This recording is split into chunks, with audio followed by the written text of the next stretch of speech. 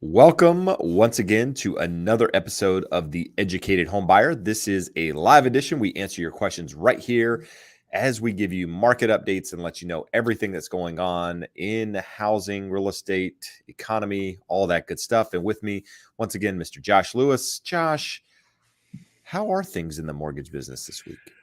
Well, I'm punch drunk, if that counts for anything. I had surgery last Friday, and I still feel like I'm woozy from the anesthesia. We'll go into some of the numbers, but market is not reacting exactly how we would have expected if you had just shown us this last 7 days worth of data and said, "What did the market do?"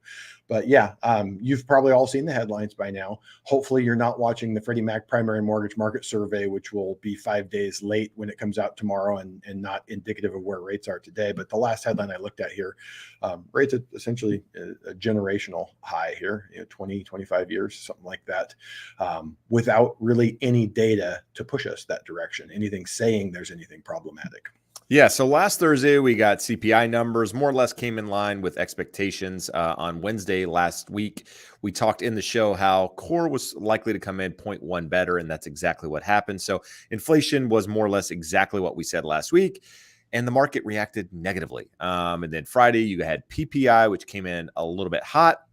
And then this week, yesterday, you had retail sales coming in higher or hotter than expectations. Today, building starts up a little bit. Builder sentiment, on the other hand, is down primarily due to rising mortgage rates. So a lot of confusion out there in data in how it's affecting everything. Today, we got the Fed minutes, and the Fed minutes were somewhat, I guess, in line again with expectations that the ceiling is more or less here for rates, at least for now, unless something shows inflation is out of control, at which point they'll adjust and maybe go a different direction. But either way, what we're going to do right now is we're going to dive into some charts as we do every week. We're going to look at inventory. We're going to look at what's happening in the overall housing market. And then we're going to talk about some other things that are going on with regards to, the mortgage business, foreclosures and LTVs and credit and all of these different components, what people are financing, just to give you an idea of the buyer out there in the market right now, because I think it's helpful to understand your competition in many ways. And this isn't indicative of every market, right? This is literally a very broad bird's eye view of everybody in the market. I mean, a couple weeks ago, I talked about a property I have in Lakewood, 26 offers on it. I actually did a video where I broke all those, not all the offers down, but what people were doing. It's probably going to come out next week. I wanted to put it out before, but we're waiting for it to close. But nevertheless, start putting your questions in now. If you're listening on the podcast, obviously you can't do that, right? And this is a couple of days old. But if you ever want to show up, we do this every Wednesday on, Jeb Smith YouTube channel, on the Educated Homebuyer podcast YouTube channel as well, 5 o'clock Pacific Standard Time. It's for an hour. So jump in, put your questions there. And we'd be happy to have you. So with that said, Josh, let's start rolling into some of the numbers here. So as we do every week, we're going to start with inventory. Inventory picked up about 5,000 homes this past week. I think it was like 4,700. We're going to look at the numbers here in just a minute, which is well below what we would like to see this time of year. Sitting at 484,599, puts Orange County inventory at 2,409, Huntington Beach at 202. Those numbers are up a little bit from last week, but really more or less flat for the most part. New listings, the reason, again, we're not seeing inventory picking up in a meaningful way is new listings. There's not new property coming to the market. Inventory is growing a little bit week over week because there's just less pending sales, right? So homes are sitting on the market a little bit longer. Therefore, they're calculated in each week's numbers. And therefore, you're seeing that grow, a little bit of seasonality playing into that. And likely, going to be slowing here over the next couple of weeks to months into the end of the year, unless you see rates go up considerably, which inventory may pick up a little bit. We'll see how that affects things, in a couple of weeks. So inventory, again, looking back to where we were a couple of years ago, 7-8 years ago, you can see this is kind of seasonal in the market, these ebbs and flows. And right now we're, well below where we were prior to the pandemic with regards to inventory and a more normal market. Anybody watching this, listening to this, if you want these charts, as I mentioned every week, there is a link in the description of the video, of the audio, where you can grab these charts and take a look at them. But weekly inventory change, we went from 487 to 492. So the chart I showed you a minute ago at 484 clearly is not correct. I must have put the wrong one in there. So it's sitting at 492, 140. Which again, it was the 5,000 increase or 4,700 increase. I just put the wrong chart in. Same week last year, we were sitting at 550 this time. So what, 58,000 or so homes less than last year, which was already a record low. Inventory bottom for 2022 last year was 240. Inventory peak was for this year is at 492, which is essentially where we sit now. Same week back in 2015, quote unquote, more normal market, we were at 1,203,000 homes on the market. Josh, pending home sales or median home list price. What am I talking about here? Homes listed, same price as last year, around 450. That's been more or less the same over the last 3 weeks. The median price of new listings coming to the market's at 399. What do we got here? Median price of homes in contract went up a little bit. Currently sitting at 485, which is more or less the highest price we've seen this year for homes that are currently under contract for the median price. New pending sales per week sitting at what, 68,000 this week, which is more or less the same pace as last summer, the same time. Total single family homes under contract right now, 417,877 single family homes in contract last year. This year, we're at 375,955.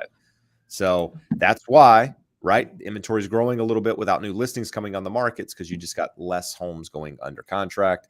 And Josh, Jeb, with that number, if we assume a 30-day escrow, some are faster than that, some are a little longer. So multiply that by 12. I mean, you have seasonality, so it's not quite that easy. It's 4.5 million sales over the course of a year, and we're seeing the pace in the low fours. So it just kind of tells you more of the same. That general malaise and low momentum is there, not really moving a whole lot, but we've kind of put in the bottom and are just sitting here at that low level of annualized sales. Yeah, and we'll talk about what could change the bottom, so to speak, here in a little bit once we get through some of these charts and start chatting. But percent of properties with recent price reductions, 34%, right? This is normal. Look at the years. I mean, the seasonality of previous years and how the number of properties with price reductions start to rise this time of year. So this isn't abnormal by any means. That's people that have had their homes on the market through the summer, which is typically the last good time of the year to get the most amount of money for your property.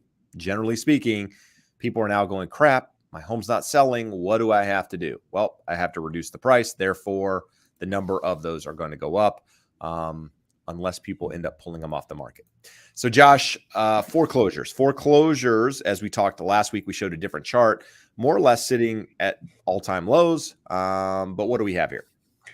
Really, all I wanted to show, it's the same version of a chart that you've shown here, but showing that we are at all-time lows. And then now let's look there at why. Why is that? So the first one, negative equity rates and volumes there. So if you look, the blue, the amount in the blue there at the bottom is underwater mortgages, almost none, way under 1%. Limited equity mortgages, less than 10% equity is that gray at about 4%. So if you look at that historically, where we've been and where we were from 2000 to 2005 during that lead up, everyone has equity. So when we look at it, principal and interest payments on outstanding mortgages. So the average payment is the blue line, and this is a dual axis chart here. So we're looking over to the left, $1,400 is the average principal and interest payment for a homeowner right now. More importantly, the average payment as a percentage of median household income is 21%. So most people, as you well know, could make a $1,400 house payment plus taxes and insurance, and most people can afford to pay 20% of their household income. Housing for homeowners is very affordable. Unpaid principal balance and current interest rates on outstanding mortgages. So we now have seen this turn up. The green line, the average interest rate is up close to 4% thanks to the upturn over the last year. And the average principal balance is up at about $250,000. So look at that. The previous chart showed us really low payments. Why? Because the average loan amount is $250,000 at a 4% interest. Most people can afford that. So a lot of you are looking at this going, I don't understand. Well, you're probably in a high cost area. You're seeing the very high current interest rates and high home prices. So the numbers look very different for a potential buyer. This Jeb just kind of wanted to show you. This is the month over month. We went from all of this West Coast was red earlier in the year to all of it being green. So when we look at the year over year is still very moderate. There's just a lot of mixed signals. And what I will say with this, Jeb, this goes back to all real estate is local. You can't watch a show like this and have any idea of what's happening in your market. All of these markets are behaving differently. They're changing quickly month over month. You need to have an expert realtor on your side to help you analyze your local market. Someone that's looking at this data, knows this data, and knows it from multiple angles. Jeb, I don't know if you noticed, but at least 3, 4, 5 times a week on the podcast, we get a comment. Someone saying, you guys are crazy. We've been seeing every measure showing home prices down year over year. It's just not true. If you look, some of them are down slightly year over year. We're going on 4, 5, 6 months of month over month increases, and nearly everyone that forecasts is projecting an increase over the end of the year. Like Jeb, you talked about your listing in Lakewood. You have a client who made an offer in Long Beach at a similar price point. I had 3 offers go out this week. None of them got accepted. Several of them did not get countered. And that's on this West Coast California market where we were seeing a lot of weakness this year. So again, take it with a grain of salt. To update after we get through these charts here to kind of talk about what I'm seeing right now, representing a couple of different buyers. Yeah. Absolutely. So I didn't realize we were going to that. So all of those charts that came before is just to tell you current homeowners have little loans at low interest rates and no distress and lots of equity. So anyone expecting foreclosures, we didn't even get into the point that lenders are not foreclosing. They're just doing mods. They're just doing what it takes to get people in to stay in properties. They learned their lesson that foreclosing actually leads to a cascade, a waterfall of more damage. So they're not coming. So this is where we're going to jump in, Jeb. People always ask you, they always ask me, who is buying in this market? Well, here's the measure of who is buying in this market, the 4.2, 4.3 million sales that are going to occur this year. So again, two axes here. The left is conforming loans, Fannie Mae, Freddie Mac loans. So the average down payment is up at an all-time high here of about $36,000 or $105,000 on the conventional, a little over 105. So FHA and VA, obviously those require 0 and 3.5% down respectively. So VA has an average down payment of almost 30, FHA 3.5% down, almost 20. So that is what people are putting down to get into homes. Average loan to value of purchase rate locks. Those loan to values are going down. So think about that. You're saying, hey, these home prices are going up. No one has any money. Who is buying? A lot of this is people that are, I don't want to call them move up buyers, Jeb, because they're really people who had to move from one property to another and they're bringing in a bunch of equity, or they have significant savings, or they have a gift from family. We went from 2018, it was about an average of 10% down. We're sitting here an average of 15.5% down. That is a significant difference when you look at it in that level of numbers. Average debt to income. So people are thinking, no one can afford these houses. Well, you might think that, but is this really all that extreme when you look at this? FHA back in 2018, average DTI was for a little under 43, and now we're pushing 45. VA was a little under right at 40, and now we're pushing 43, 44.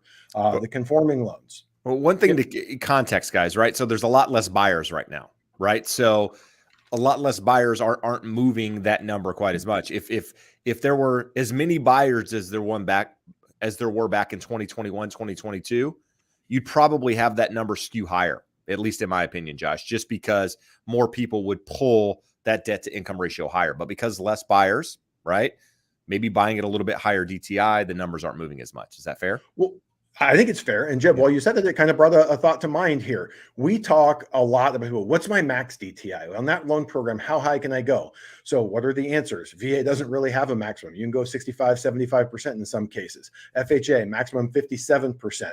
Conventional, maximum 50%. Some people can't get to those levels. But if you look at this, most buyers are going, I don't want to get anywhere near that. So that average is much lower. Conventional, we're about 37%.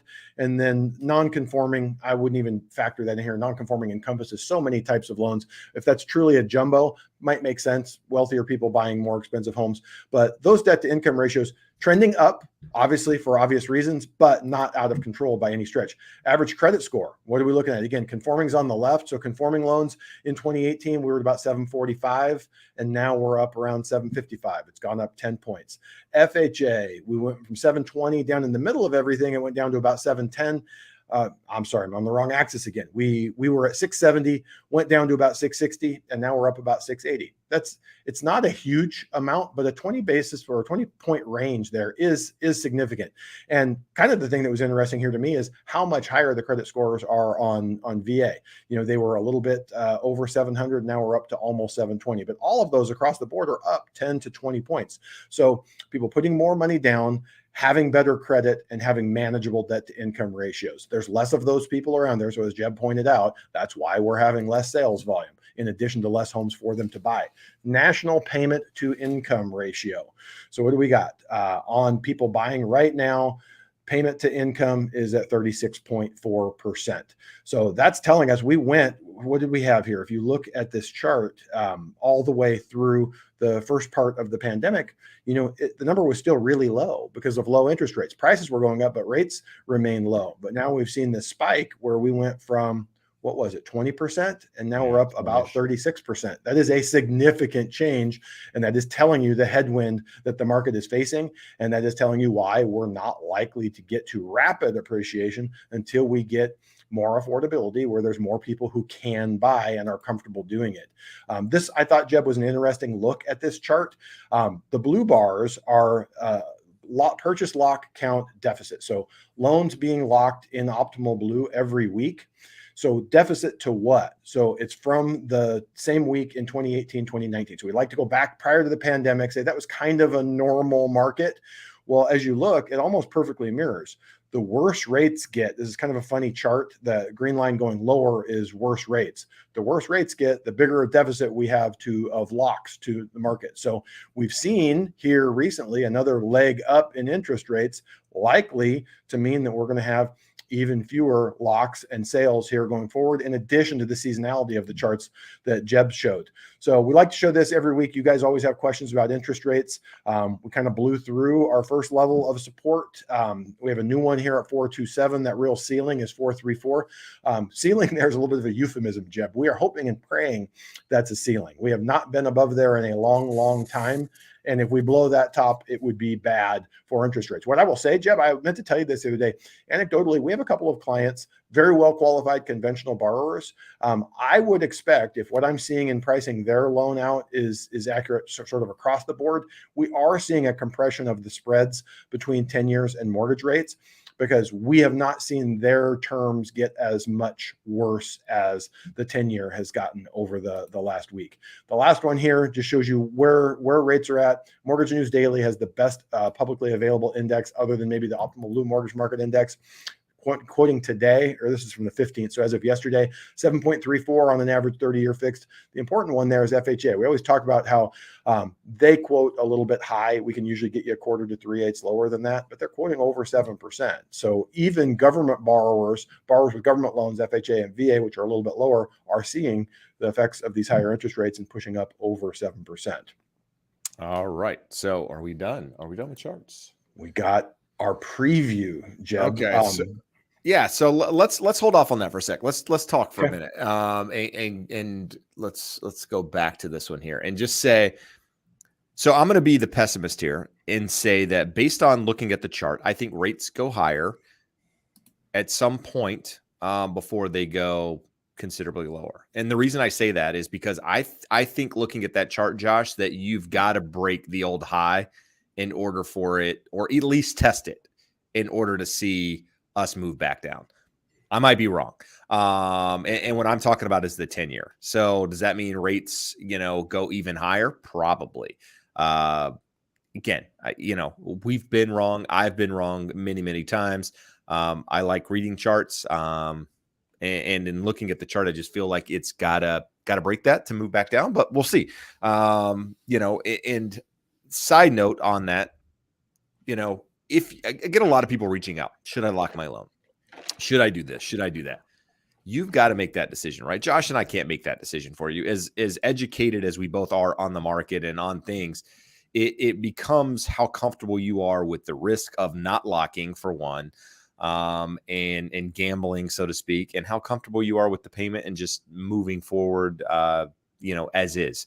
I tell anybody, if you're comfortable with the payment right now that they're giving you and they're quoting you rates, even if you don't like it, it makes sense to you and you're under lock the loan. Like, that is the easiest way to get the emotion out of the process, move on, so you're not constantly thinking about it. Because I think a lot of people sit there in angst every day. What are rates doing? What should I do? What should I do? Just lock the loan. But with that said, Josh, I know you probably want to talk on that a little bit, but what I would say, Jeb, in a more standard market where we're not going on 14 months of really rates only moving in one direction, we got a couple of 2-3 week moves to counter that. But when in normal times, your rate can only do three things during your escrow period, and two of them are good. If it stays flat, that's a positive because you can end up getting a shorter term lock, which is cheaper. Mm-hmm. If it goes down, you get the benefit of that. And if it goes up, obviously that's bad. But you hit the nail on the head.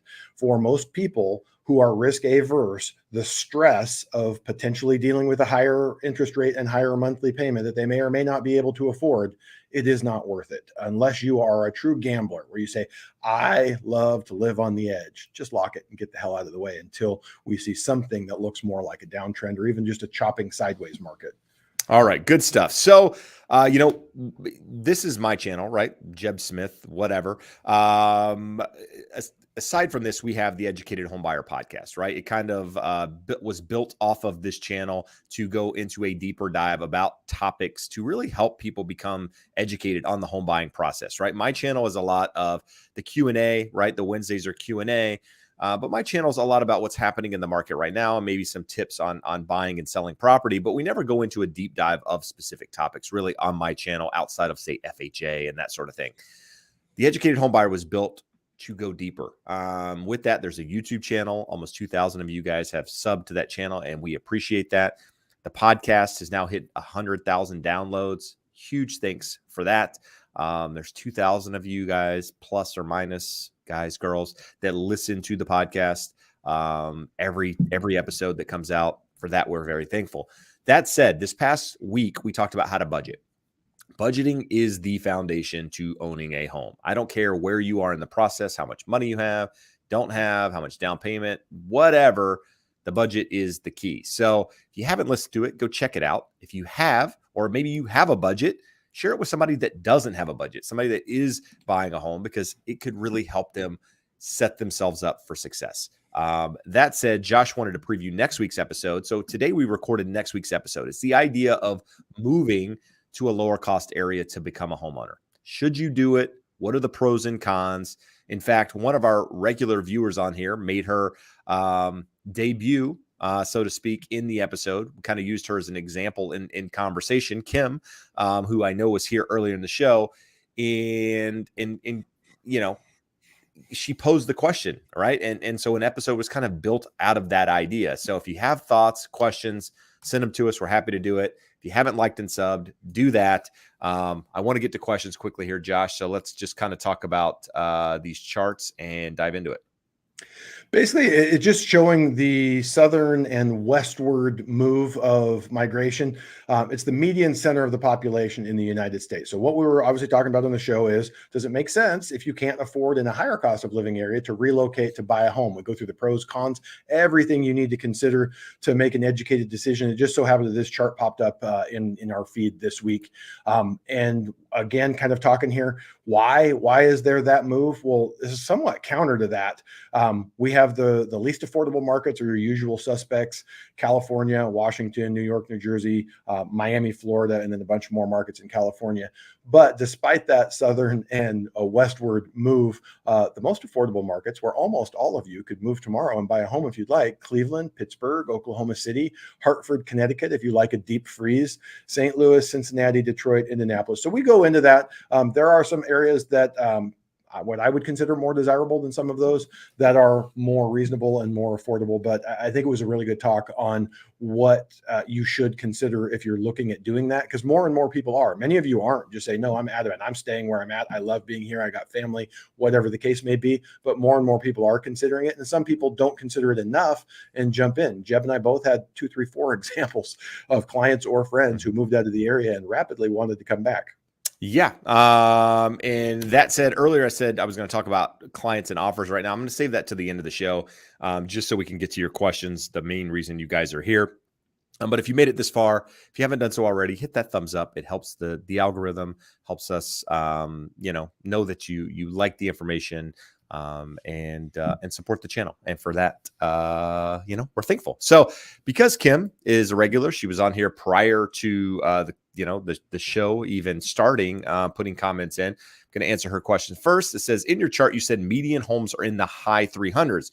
Where are they located here in Southern California, or are they located outside of California? So that is a nationwide chart. Southern California, there is no median single family home anywhere close to that price that I'm aware of, unless it needs a lot of work. So that's a nationwide look at charts. And a lot of the homes that are in that price point are in the Midwest, and I would say the South, but the South has become crazy at this point. So the Midwest kind of leaning down into the South is where you see those homes. Jeb, Right. we have a question from another regular here. Anya pipes in with home payment should be 25% of take home pay. That way you have margin for improvements and increase in taxes and insurance. Agreed. Takes us back 2 weeks ago. That's Dave Ramsey's advice. And for most people, we go through the numbers in the podcast episode 2 weeks ago. You will never buy a home. So unfortunately, unless you move to a very low cost area or have a giant down payment, most people are never going to own a home with 25% of their net pay. I don't have the chart back up, but what were we saying, Jeb? Right now, the average DTI is 36% across the country, and that's gross. So, I mean, you reduce the income by 25%, you're probably talking 45, 48, 50% of net pay. So would it be awesome if you could do it, or if you did do it? Absolutely. Is it possible for most people, or even a small percentage of people? Not really. All right. Logical thinker. According to a new report by B of A, unemployment is rising the fastest among those earning $100,000 and higher, unlike previous downturns. How do you think this will affect real estate if the trend continues? So I'm not aware of anybody personally that's in that price, that salary area that is being affected. In fact, I haven't really heard that stat. I don't know if it's people moving from one job to the next, but unemployment rising, and that's surprising to me, just because those are the people that have the best opportunity probably to find employment, because typically if you're making those salaries, you're educated, you have experience, all of the things you need to be a qualified employee. Josh, are you aware of anything in that price point or salary? No, but what I would say, let's say that the unemployment rate is increasing so fast that unemployment among six-figure earners is 25% higher than where it is for the rest of the population. You're at 5% unemployment, so a spectacularly low level. Those people are more likely to be homeowners. We've talked before about, if we're talking about people that make $30,000 or $40,000 a year, in most parts of the country, they're not homeowners. They have no impact on the real estate market. So your question here is specifically, how does this impact real estate? I don't think it will, because we're still talking spectacularly low unemployment levels. A level of unemployment at that rate does not generally lead to foreclosures, is not predictive of foreclosures or distress.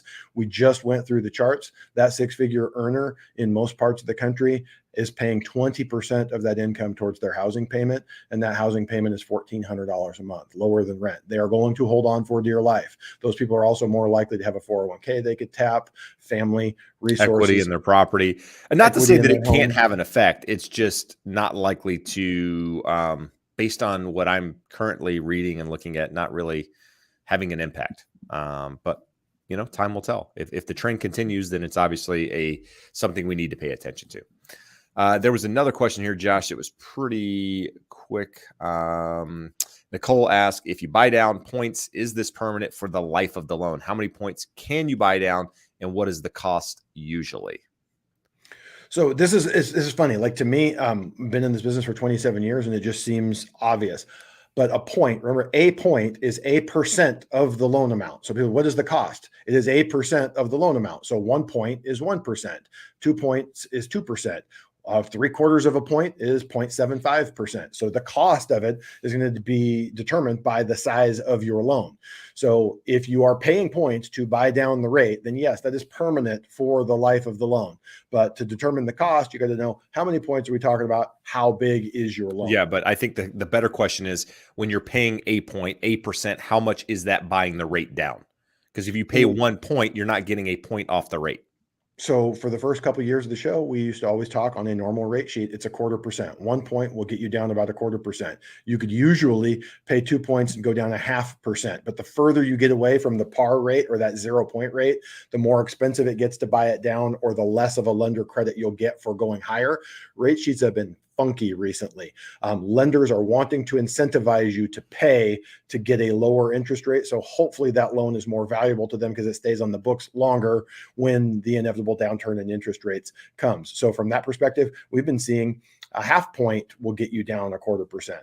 Sometimes a point will get you down 3/8, sometimes a full 0.5%. So it is very important that you work with a lender that is looking at the full rate sheet and seeing where is that sweet spot. Even at those numbers I talked about, we normally say paying points, lenders are smart. They price that where the break even is out about 5 to 6 years. That's because they know in aggregate, when they make tens of thousands of loans, they're going to be on the books for 5 to 6 years. They don't think they're going to be on the books as long now. They would like you to pay up front and not pay out themselves. So we're seeing with the numbers I just quoted, if you can get a 0.5 point to get a 1/4% lower, that break even is about 25 to 30 months.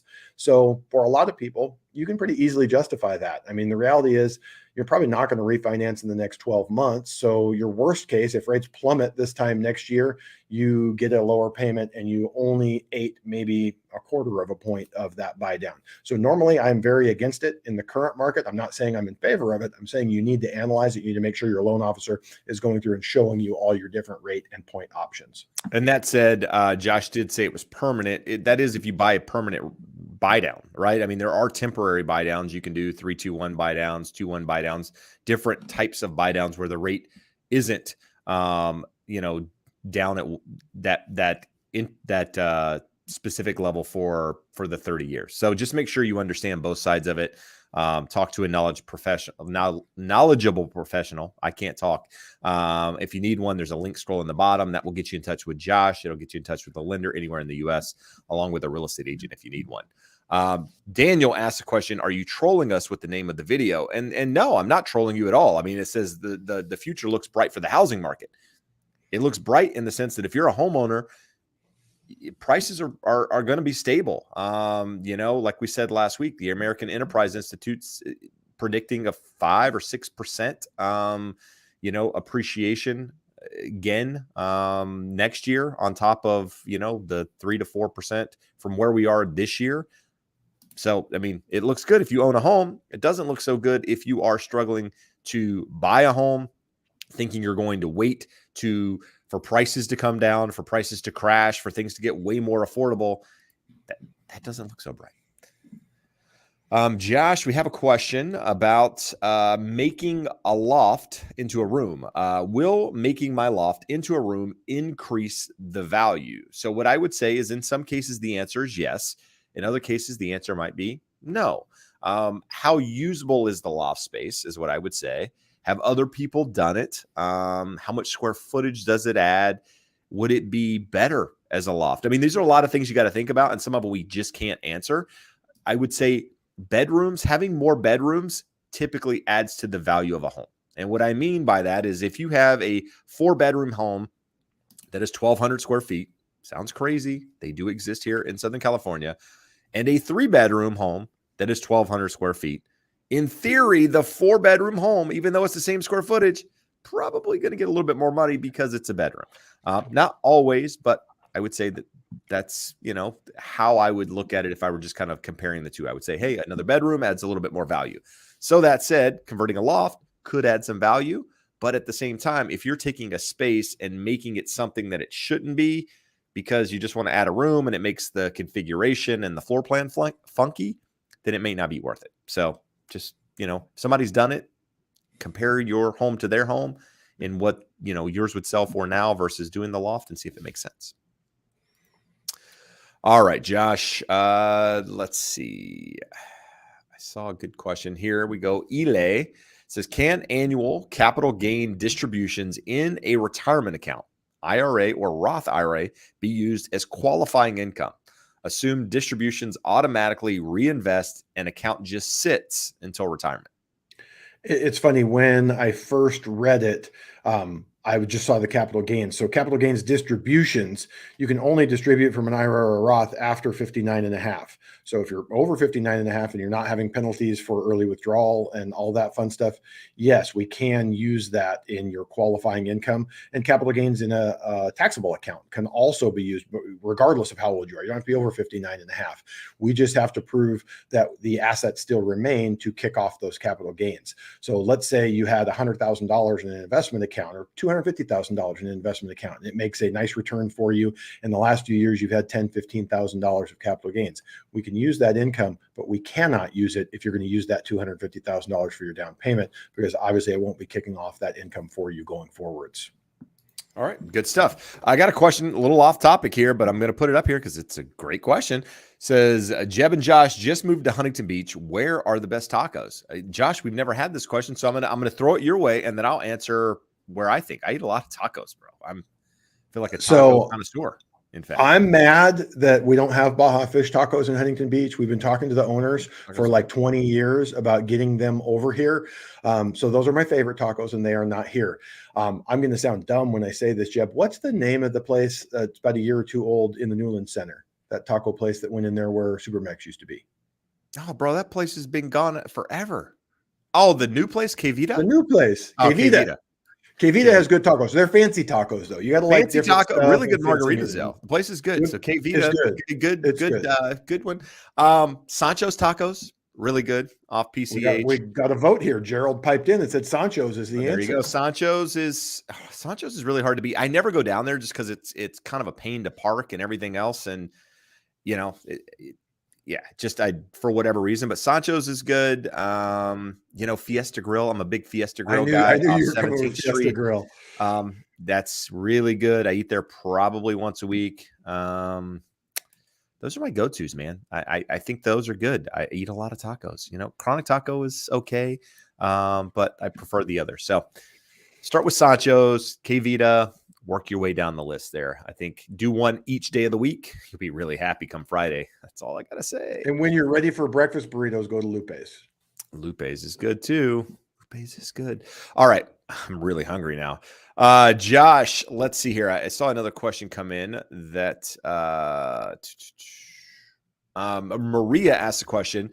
How does it work if you're interested in buying a foreclosed home? Can you get a mortgage loan? So foreclosures, a lot of them end up coming on the market at some point. A lot of these, what happens when a foreclosure happens, the bank ends up back with the property, and they have a team, if you will, of real estate agents that end up listing these properties for sale.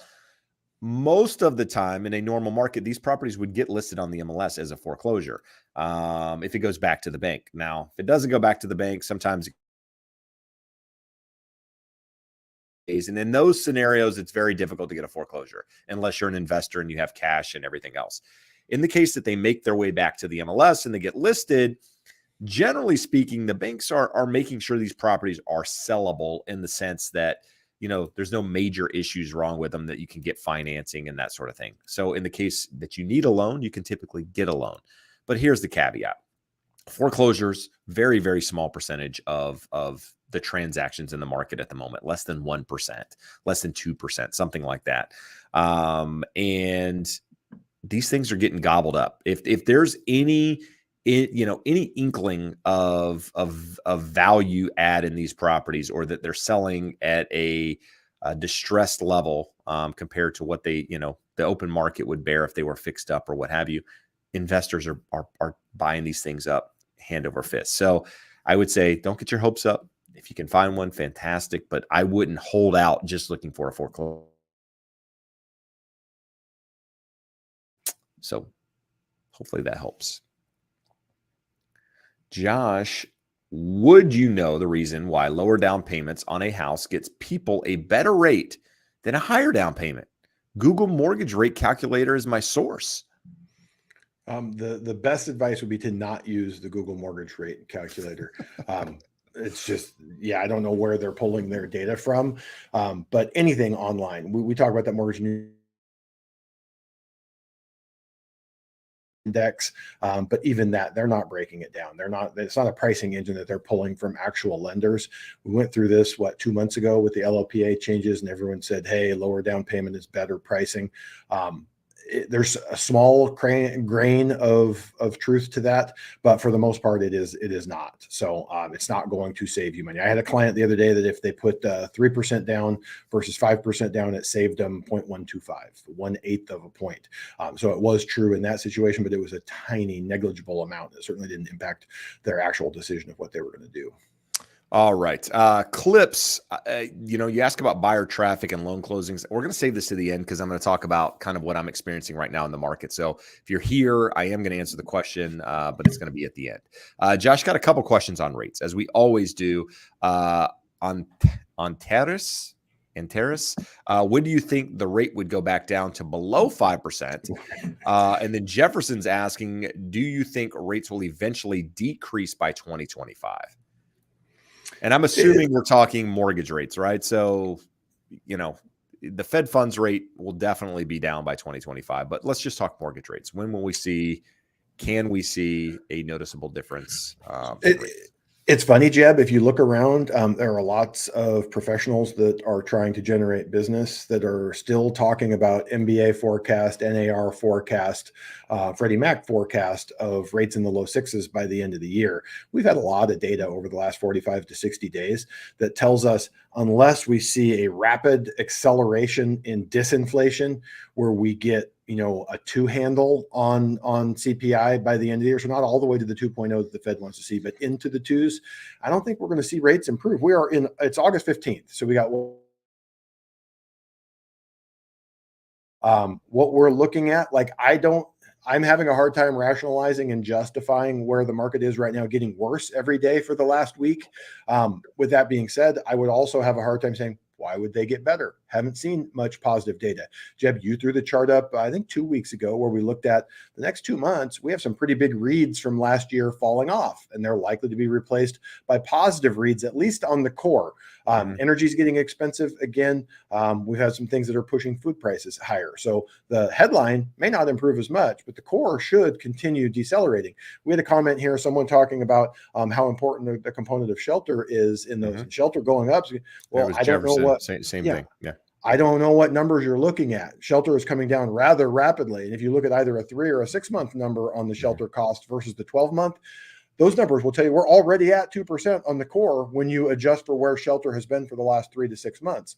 So I don't see a rapid acceleration in shelter costs. I don't think rents are going to shoot up. I don't think people's home values are going to shoot up. We've talked about several different market players that have good data that are projecting increases of 3 to 5% over the next 12 months, or some even higher. And I'm like, I look at that, I go, I don't know how, but then I also see my clients getting into bidding wars on homes that I didn't think would generate bidding wars. So all of that being said, I expect, if we go back a month, Jeb, I said, I expect a slow grind lower through the rest of the year. I have been shaken from that a little bit, but I would still say I expect a slow grind lower. And the higher we get, it means the higher we end up, because it doesn't mean that, hey, we went from 6.875 to 7.375, and I magically think that doesn't play into it. It means we're probably going to end the year 0.5% higher than what I thought, because we're grinding lower from a higher point. Higher level. So I don't think there's a lot of good news there. And then the first part of the question, when do we get back under 5%? I think it's going to be a while, and it really comes down to those inflation numbers and what that looks like. And there's so much uncertainty. I don't know if we can stress to you enough that we read a lot of really smart people, and I could show you 5 people that are smart on either side with well-reasoned arguments for either side of it. I would err towards the side of lower rates. There's some smart people out there saying it's not happening. So we'll see. We will.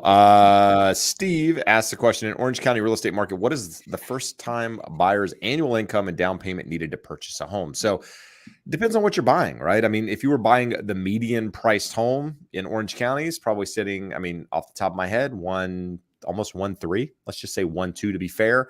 And what kind of income do you need to purchase a 1.2 home, Josh? It says down payment needed. I mean, you could buy it with, probably what can you do on a jumbo loan? 1.2, we've got the source for 10% down. A really Okay, good so you source can for buy a it with 10% 10% down, down. 1.2. You probably got to make $250,000 a year, single, combined, Well somewhere into in the that ballpark. twos for Yeah. that. Just that payment's higher than what you think, and you're going to need to be well into the twos. I would say north of 250. So if you're saying something affordable, what's an entry level home in Orange County? Probably the cheapest you're going to find is 750. 850 is probably more reasonable. So again, 10% down. We got an $800,000 loan. We're still talking $6,500 house payment on that at that level, maybe even a little bit higher. I haven't run that exact scenario recently, but say it's $6,500. Max debt to income on a conventional loan is going to be 50%. If we're not doing a jumbo loan there, so let's call it 50% for a well qualified borrower. We need $14,000 a month income. So that number, depending on what home, what size down payment, you're looking at probably 160 to 300 needed to get in and make it happen. All right, good stuff. The flight simulation experience says $400,000 budget looking to buy a rental property, 1-bedroom condo in Southern California. Is Huntington Beach an option, or where would you recommend? So Huntington Beach is not an option, unfortunately, at that price point. I wish it were. I would tell you to take your $400,000 budget up to like the Central Valley, and buy a single family home where you can get a decent amount of rent. And that's where people are moving and likely going to continue to move as they get pushed further and further out of LA and higher cost areas. And then it probably ends up being a really good investment long term. I think you're up in like Manhattan, Redondo. So you're, a little bit closer, not much closer than we are, but 30, 40 minutes, which means you're like a 2.5-hour drive to that area.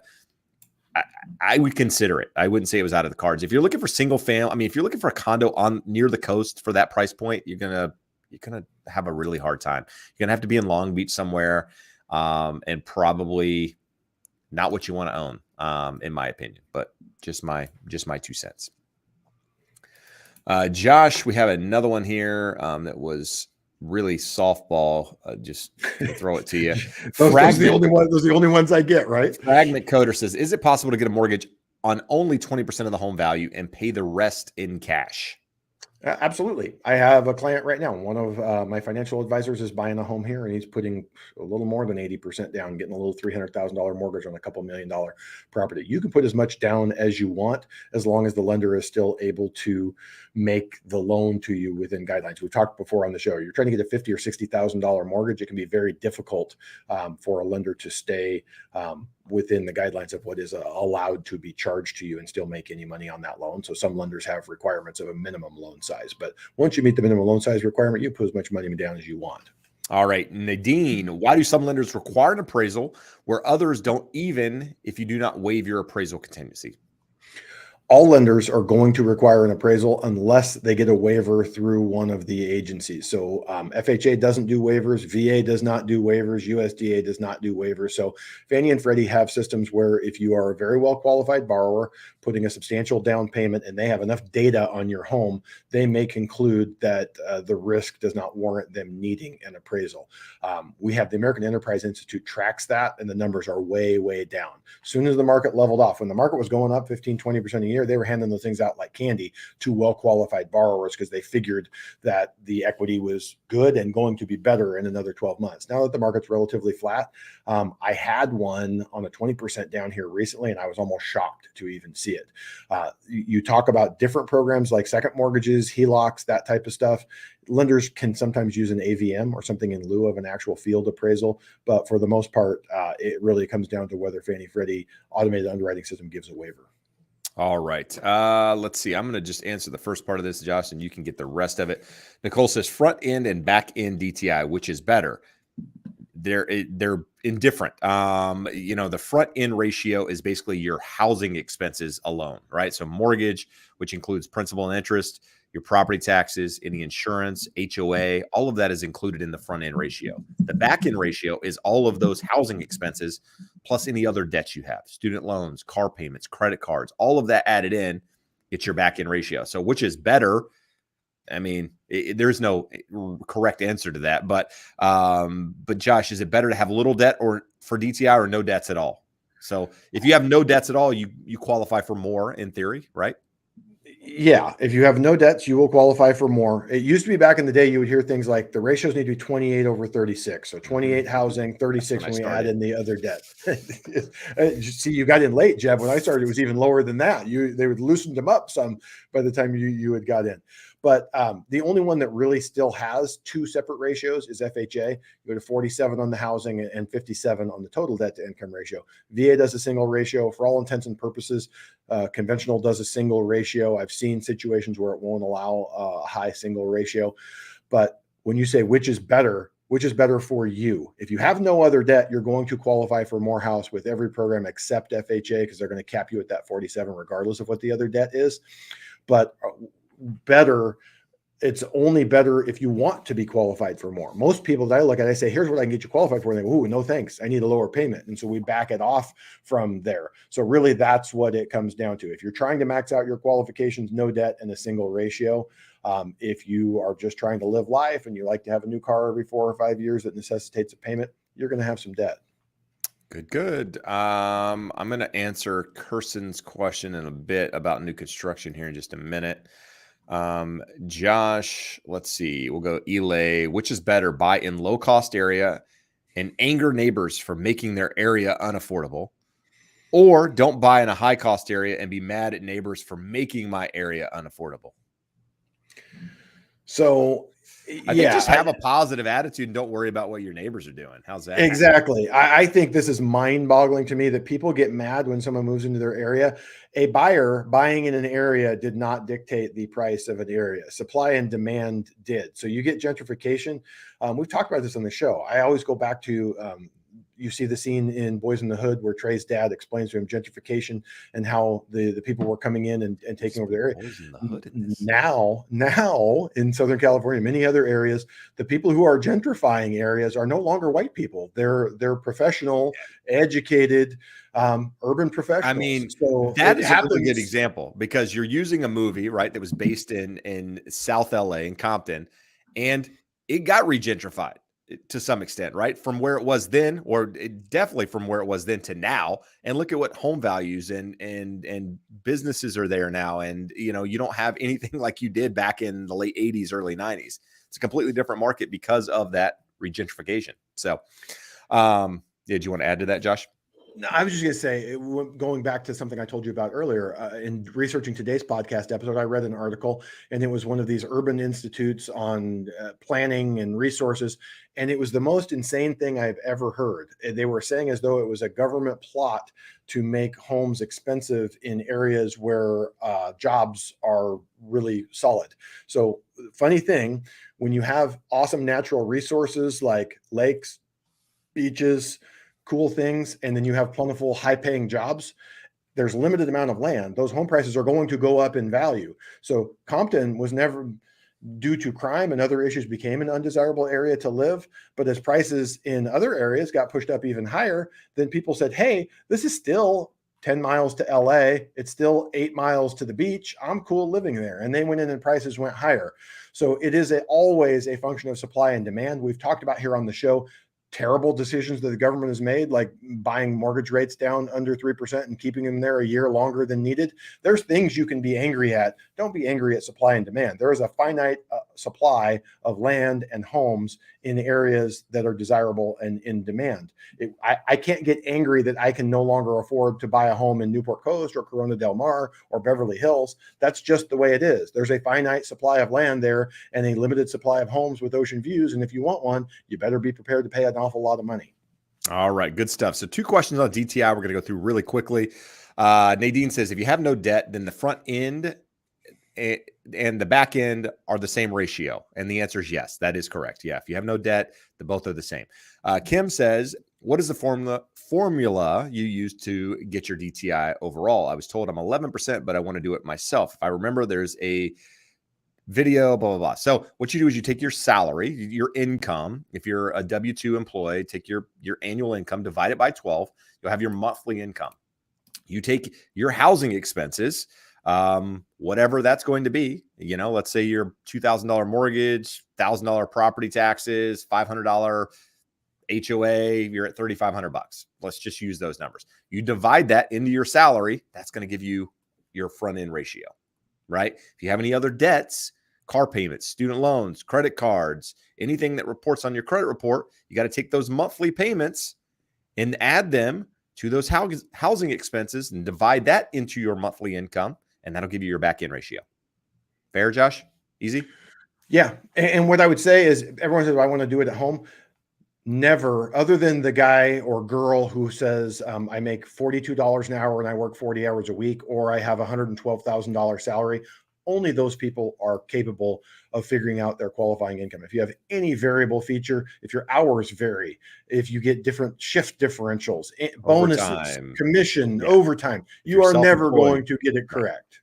Correct. There you go. So talk to a professional. If you need one, there's a link scrolling the bottom. All right, Josh, got a couple questions here. We're at 5:55. I want to get into them real quick, and then we'll say sayonara. So Kirsten says, is it better to just buy new construction to avoid bidding wars? And I want to address this question because, for one, we got builder sentiment out yesterday, I believe it was.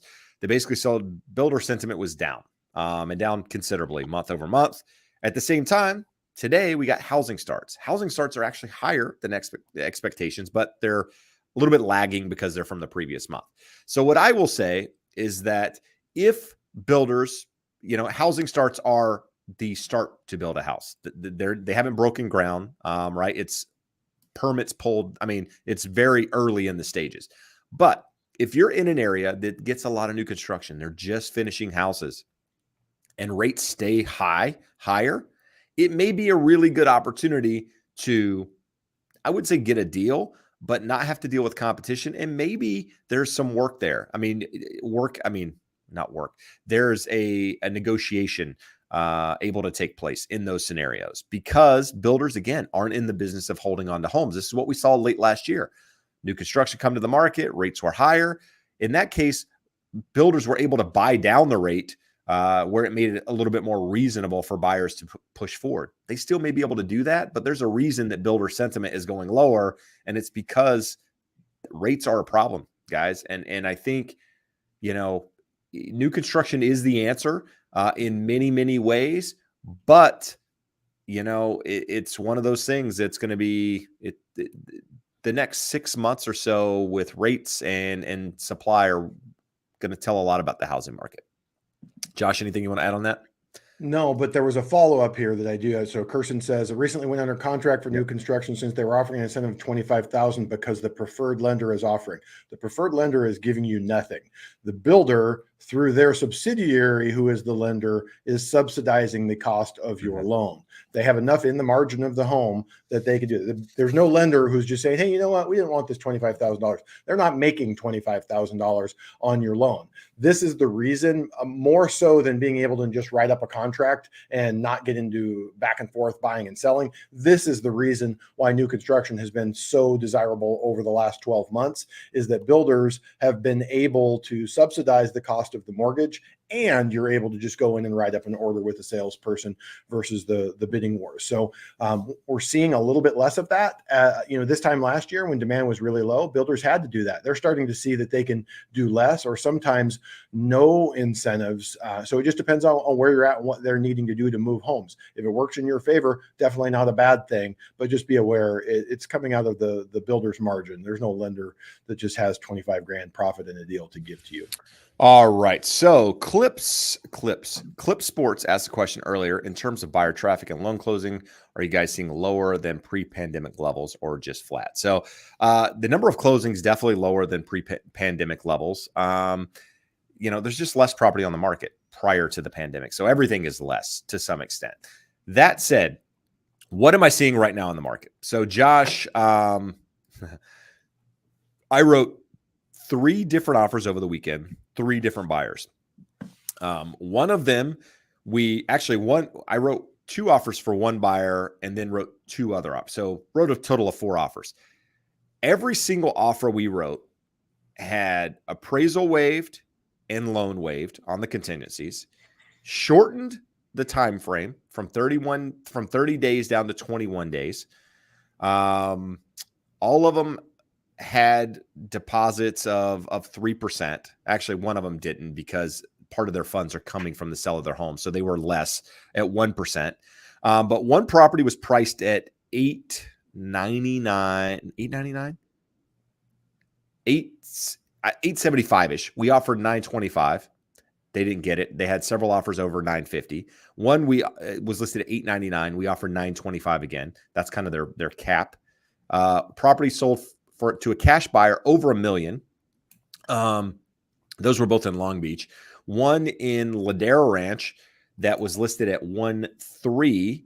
We offered $1,350,000, so $50,000 above the asking price, and we gave them 40 days free rent back on that one. In addition to everything else that we offered, we didn't ask for termite, we didn't ask for a home warranty. We made it as clean as possible, and again, pushing the upper limits of their budget. And they received an offer considerably, we don't know what price it was, considerably higher than us and more favorable terms on the rent back, which we gave them 40 days. So it was obviously more than that. And then the other one, I'm trying to think what deal that was. I don't know. I'm drawing a blank, but everything I see that's in this 1.3, 1.4 and under price point is going above the asking price, multiple offers, so on and so forth when it's priced right. And it's crazy. It really is crazy. It is never in my life did I think we would be talking about, the affordable things under 1.2, 1.3 with 7% interest rates. Maybe when rates were 3%, you could look at a 1.2 and you're like, wow, that's amazing how low that payment is for a fairly big loan. It's crazy. There's no two ways about it. What I would say, Jeb, many of the people that reach out to us are saying things like, this is crazy, this has to change. Because something is crazy does not mean that it has to change. It really, truly does come down. We said it last year. The market can stay irrational longer than most people can stay solvent, right? So that has to do with the stock market. But in this case, the market can remain irrational longer than most people can stay sane about it. I mean, it's really, I'm still like last year, this time, I was telling you the same thing. Mine's boggled every time I put in an offer and it goes well above the asking price and there's multiple offers in these price points. But yet I'm still boggled when it's happening now. Even though I'm an agent and I put in offers, I received 26 offers on a property I listed personally. I know that's the market we're in.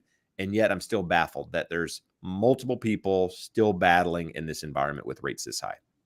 Crazy talk. With that said, Kirsten, thank you for the $2 super chat. It is appreciated.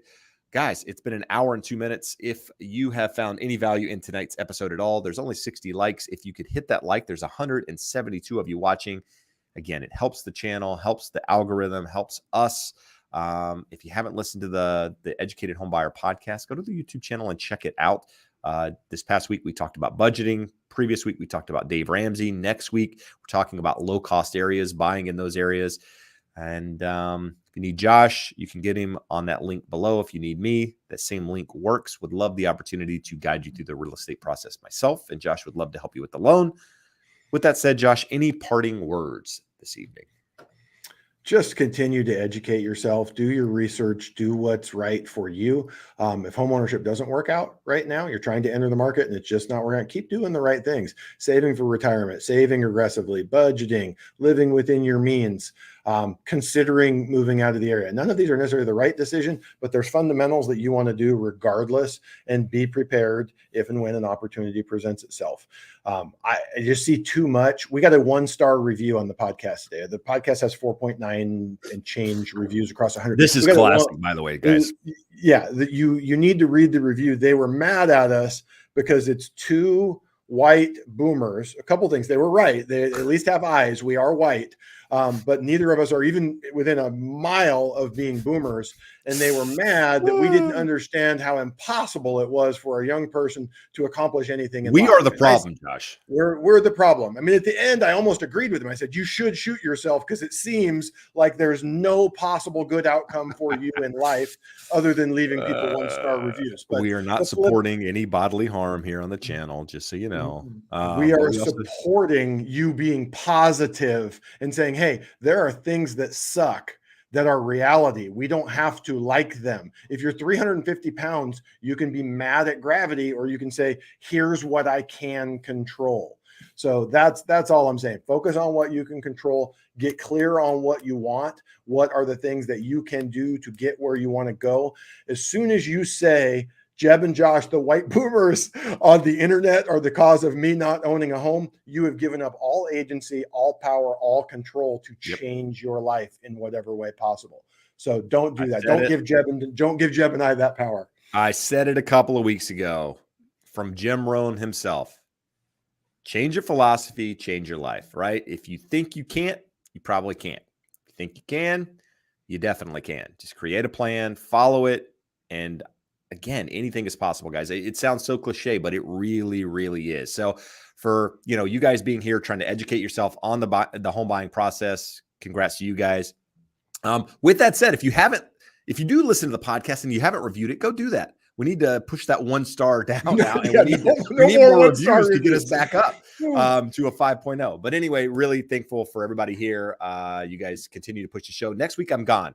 I meant to ask earlier in the show, so Josh is either going to be here by himself or he's going to have a guest with him.